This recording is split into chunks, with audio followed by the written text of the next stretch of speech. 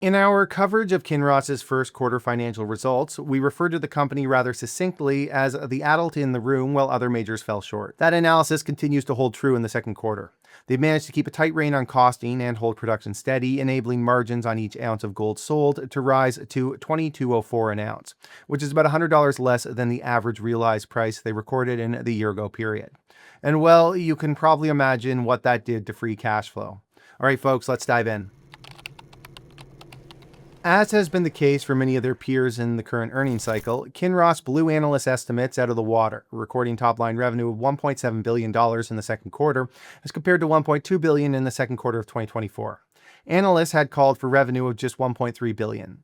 That revenue figure follows attributable gold equivalent ounces sold of 508,000, which was actually down from 521,000 ounces in the year-ago period, a 2.4% slide. This shortfall, however, was more than made up on the average attributable realized sales price per ounce of gold, which rose 40% year over year to $32.85 an ounce, up from $23.42 an ounce in Q2 of 2024. Kinross was able to resist a massive rise in the production cost of sales, which rose to $568 million, a 6% increase from $536 million a year ago. Operating earnings, in turn, expanded from $298 million to $775 on a year-over-year basis, an increase of nearly 160%. This massive gain also impacted the bottom line, with net earnings attributable to common shareholders more than doubling from $211 million or 17 cents per share to $531 million or 43 cents per share. Adjusted net earnings, meanwhile, ballooned from $175 million or 14 cents per share to $541 million or 44 cents per share, a 210% improvement. Analysts had expected 33 cents per share.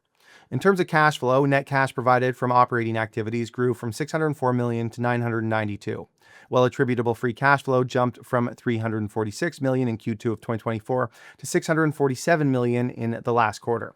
Cash and cash equivalents as of the end of the second quarter stood at $1.1 billion, while total liquidity stood at $2.8 versus $695 million and $2.3 billion, respectively, at the start of the quarter. With that massive improvement occurring despite spending $225 million on buybacks since the program was renewed in April, and $75 million returned to shareholders in the form of dividends. A 3-cent per share dividend was also declared in connection with the release of the second quarter results, which is to be paid out in early September.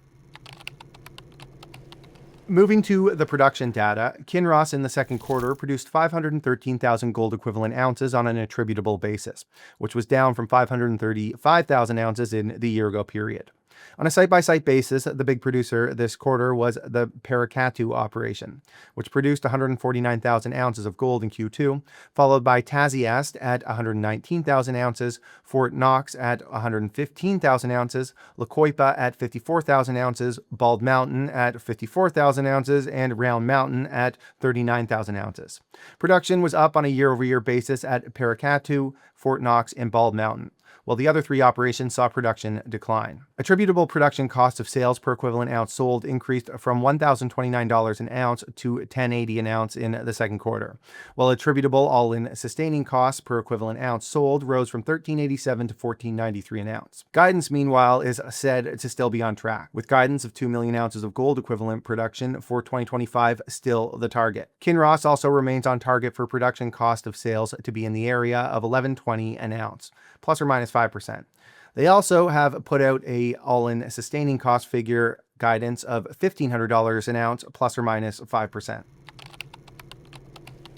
At this point, we say it every quarter, but we can't talk about Kinross without addressing the current development pipeline, specifically Great Bear, because it's one of the most interesting and recent Canadian exploration success stories. At Great Bear, Kinross's advanced exploration program continues, following a construction start back in Q4 of 2024.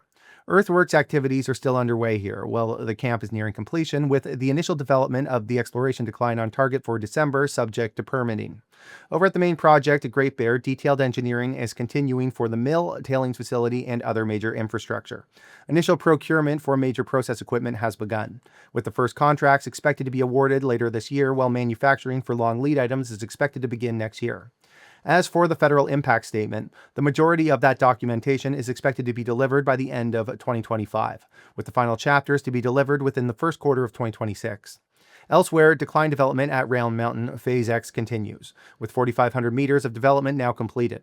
A larger project, resource, and economic update is expected to be released with the full year 2025 financial results. At Redbird, mining is on schedule, while studies tied to a Phase 2 extension are progressing. Baseline studies, meanwhile, are in the process of being completed for Lobo Marte, and drilling at Curlew Basin continues, with recent intercepts including 14.3 grams per ton gold over 6 meters. Alright, so let's wrap it up. Q2 was another one for the books for Kinross, with record attributable free cash flow and margins on a per ounce basis that this time last year no one thought would ever be achievable.